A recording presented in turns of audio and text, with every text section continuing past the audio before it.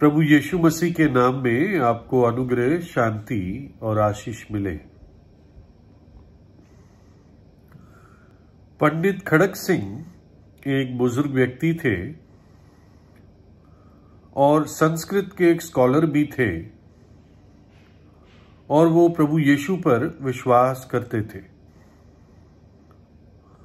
और एक बार एक बाजार में, मार्केट में, वो प्रभु यीशु मसीह का प्रचार कर रहे थे, उसके वचनों का। क्योंकि प्रभु यीशु जो वास्तव में गुरु है, हमारा गुरु है, उसकी ये आज्ञा है कि तुम पूरे जगत में पापों के पश्चाताप और पापों की क्षमा के विषय में प्रचार करो, ताकि लोग आने वाले प्रकोप से और विनाश से बच जाए। क्योंकि जब प्रभु यीशु भी इस जगत में था तो उसका शुरुआत का वचन, शिक्षा यही थी, मन फिराओ क्योंकि परमेश्वर का राज्य निकट है। यानी पापों से पश्चाताप करो क्योंकि परमेश्वर का राज्य निकट है। और उसने इस बात पे भी एम्फसाइज किया, वजन दिया कि तुम जानो कि मनुष्य के पुत्र के पास पाप क्षमा करने का अधिकार है। यानी वो मनुष्य का पुत्र, उसकी अपनी पदवी थी, यानी मैं पाप क्षमा करने का अधिकार लेकर इस जगत में आया हूं। तो पंडित खड़क सिंह अपने गुरु की आज्ञा मानकर उनके वचन का प्रचार कर रहे थे, शिक्षा दे रहे थे। और वो इस विषय पे बात कर रहे थे कि कैसे एक धर्मी जन अधर्मियों के लिए अपने प्राण दिए और इसमें परमेश्वर के न्याय की पूर्ति हुई। तो किसी ने उनसे पूछा कि ये कैसा न्याय है कि आप कहते हो कि प्रभु यीशु दोष रहित, पाप रहित और बिना किसी गलती के था, और ऐसे व्यक्ति को इतनी भयानक मृत्यु में से निकलना पड़ा, और आप कहते हो कि ये उसने अधर्मियों के लिए सहा। तो ये कैसा न्याय हुआ? पाप औरों ने किए और किसी पाप रहित को आप सजा दे रहे हो। इसमें तो बात जमी नहीं। ये कैसा न्याय है? क्या परमेश्वर ऐसा न्याय करता है? तो पंडित जी ने कहा कि हमारी सोच है परमेश्वर के न्याय के बारे में या न्याय के बारे में, वो सोच ही खोटी है। उस सोच में छेद है, सिद्ध नहीं है। उन्होंने बताया कि मानो कि एक व्यक्ति 20 रुपए चुराता है। उन दिनों 20 रुपए काफी होते थे, इसलिए 20 रुपए का उदाहरण ही उन्होंने दिया। एक मनुष्य 20 रुपए चुराता है और खर्च देता है, और फिर वो पकड़ा जाता है। लोग समझ जाते हैं कि इसने चोरी की, उसकी पिटाई होती है या उसको पुलिस थाने में ले लिया जाता है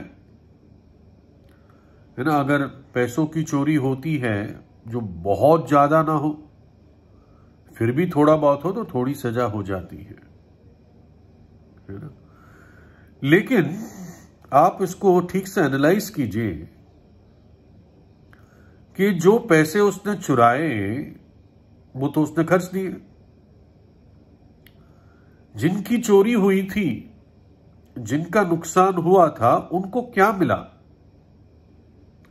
जब इस चोर के डंडे पड़े या भीड़ ने मिलकर उसको पीटा तो जिसकी चोरी हुई थी उसको 20 रुपए वापस तो नहीं दिए गए, उसको सजा ही मिली चोर को, बस उस सजा में संतुष्टि पानी थी कि इसने मेरा नुकसान किया और इसकी ठुकाई हुई, पिटाई हुई इसकी। तो इसमें किसको क्या लाभ हुआ? हां, जरूर समाज के प्रति एक लाभ यह हुआ कि वो चोर दोबारा चोरी करने वाला होगा तो 10 बार सोचेगा कहीं अब भी ना पकड़ा जाऊं। लेकिन जिसके विरुद्ध हुआ था उसको तो कुछ नहीं मिला, है ना। ये केस कभी हो सकता है कि उसने खर्चे ना हो और तब उससे पैसे वापस वसूल किए जाए, लेकिन इस केस में तो पैसे खर्च हो चुके थे, है ना। तो मनुष्य के न्याय में, इस पृथ्वी पर जो न्याय होता है, कई बार उसका जो आखिर होता है, उसका जो फल होता है, नतीजा होता है, उसमें नुकसान होता है और दर्द भी होता है ना। एक दूसरा उदाहरण उन्होंने दिया कि एक परिवार में 3 बच्चे थे और उस परिवार पर कोई अटैक हुआ, मानो डकैतों का अटैक हुआ और तीनों बच्चे मारे गए और जो मुख्य डकैत था वो पकड़ा गया। तो उसने 3 हत्याएं की, तो न्याय के अनुसार सही न्याय करना है तो इसको 3 बार सजाए मौत मिलनी चाहिए,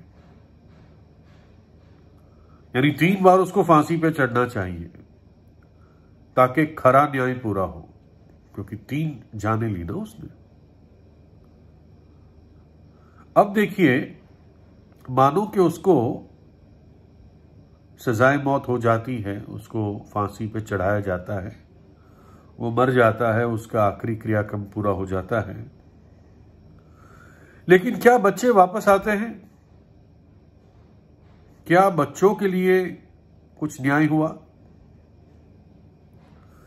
क्या मां बाप जिन्होंने बच्चे खोए, क्या उनको बच्चे मिल जाते हैं वापस उसके डकैत के फांसी चढ़ने से?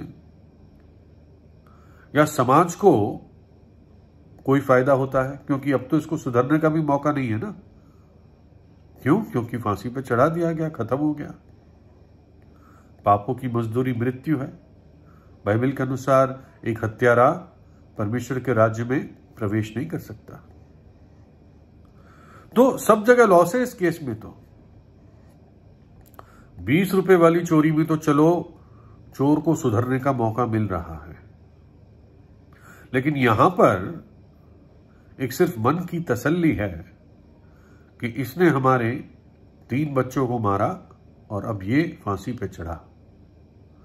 हां, औरों को एक सबक मिलता है, लेकिन जो लोग अफेक्टेड थे इसमें, डकैती करने वाला, हत्या करने वाला, जिनकी परिवार के बच्चे चले गए या जिनकी हत्या हो गई, किसी को कोई भी लाभ नहीं हुआ। लॉस एंड पेन, न नुकसान और दर्द। ये हमारी धरती पर ये न्याय चलता है।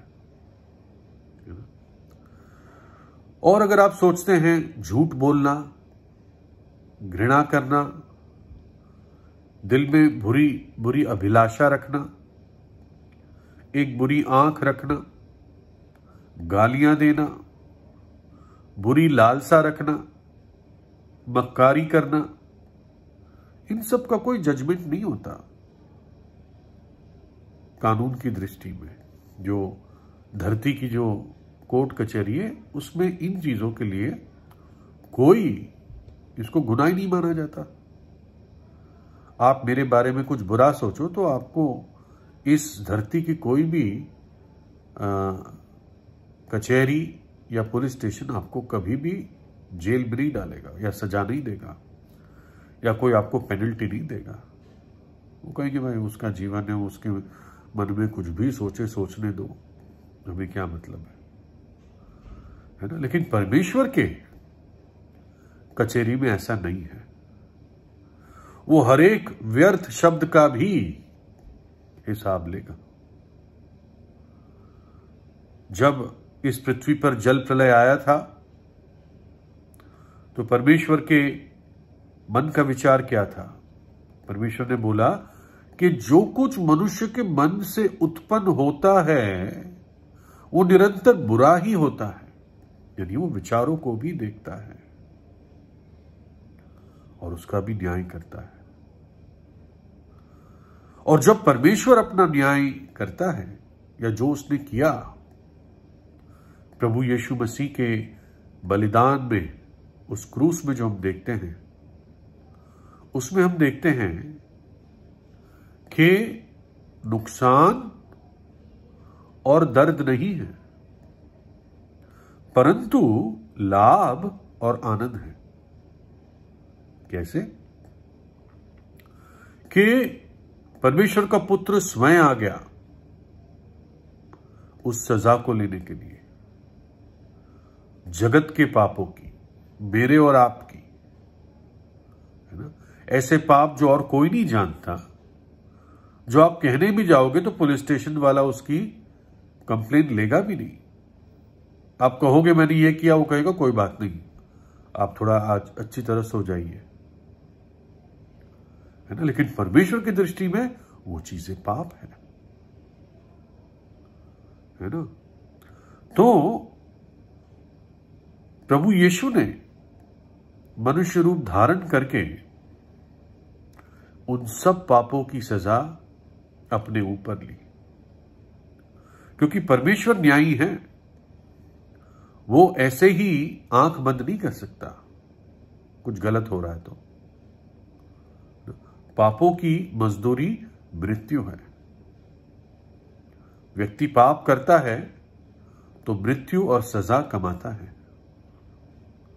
तो यानी अगर पाप क्षमा करने हैं तो कहीं ना कहीं न्याय तो पूरा भी होना है ना। इसलिए प्रभु यीशु मसीह ने उस न्याय को अपने ऊपर ले लिया। इसके पीछे क्या था सब? इसके पीछे उसका प्रेम था।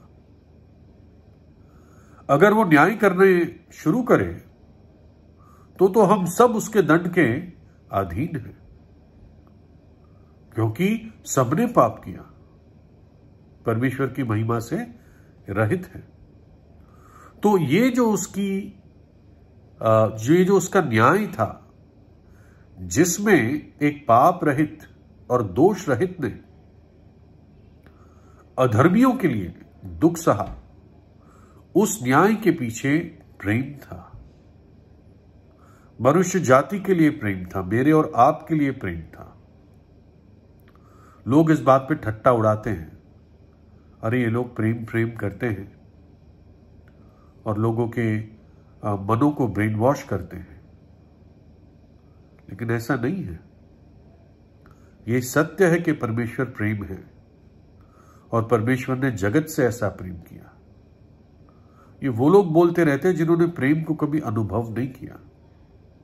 वो सोच ही नहीं सकते कि जो दुश्मन है, जो पापी है, जो घिनौने हैं, उनको कोई प्रेम कर सकता है।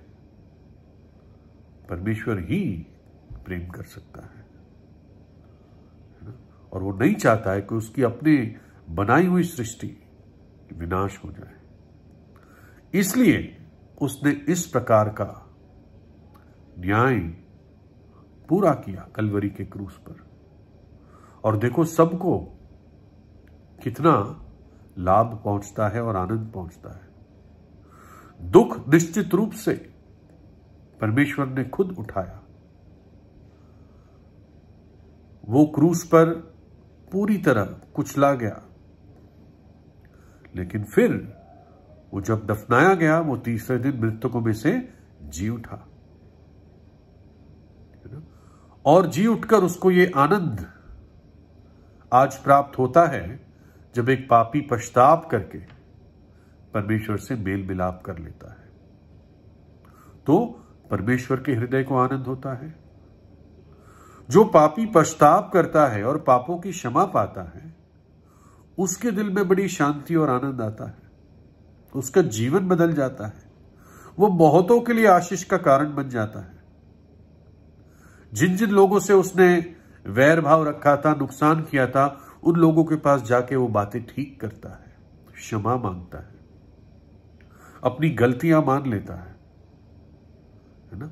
लाभ है और आनंद है। और ये बात उस पंडित खड़क सिंह ने उस व्यक्ति को समझाई कि मनुष्य का न्याय और परमेश्वर का न्याय बहुत फर्क है ना? और वचन में लिखा है, इसके लिए मैं साधारण सिंपल हिंदी में बोल दूंगा, इसलिए कि सबने पाप किया और परमेश्वर से दूर हो चुके हैं, परंतु उसका अनुग्रह ऐसा है कि प्रभु यीशु में वो हमें मुफ्त धर्मी ठहराता है। और जो लहू प्रभु यीशु ने बहाया वो हमारे पापों के लिए प्रायश्चित करता है और हमारे सारे पापों को वो धो देता है, उसके लिए प्रायश्चित करता है और हमें धर्मी ठहराता है। और इस बात में परमेश्वर की धार्मिकता और न्याय प्रकट होता है और वो अपने आप स्वयं धर्मी ठहरता है कि जो यीशु पर विश्वास करते हैं उनको वो धर्मी ठहराए। वो खुद धर्मी है। इस बात में जब एक पापी को धर्मी ठहराता है, एक पापी को संत कहने में वो जस्टिफाइड है। क्यों? उसकी सजा उठा ली है किसी और ने। प्रभु यीशु ने सजा उठा ली है। लिखा इसलिए कि मसीह ने भी अर्थात अधर्मियों के लिए धर्मी ने पापों के कारण एक बार दुख उठाया। यानी अधर्मियों के लिए एक धर्मी ने, एक पाप रहित ने, एक दोष रहित ने दुख उठाया, उनके पापों की सजा उठाई। जब एक पापी विश्वास करता है तो उसका दोष दूर हो जाता है और उसे अद्भुत आनंद और शांति प्राप्त होती है। और यही लाभ है और आनंद है। मनुष्य के न्याय में नुकसान है और दुख है, परमेश्वर के न्याय में लाभ है और आनंद है।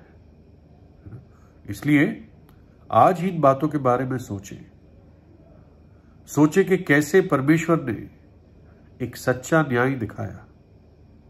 उसके पुत्र ने स्वयं पाप के प्रति सारे क्रोध और दंड को अपने ऊपर उठा लिया ताकि मुझे और आपको क्षमा, आनंद, दया और प्रेम दिखा सके और हमारा जीवन बदल सके। तो प्रभु यीशु से प्रार्थना कीजिए, उस पर विश्वास कीजिए।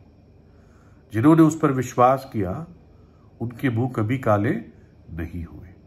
परमेश्वर आपको आशीष दे।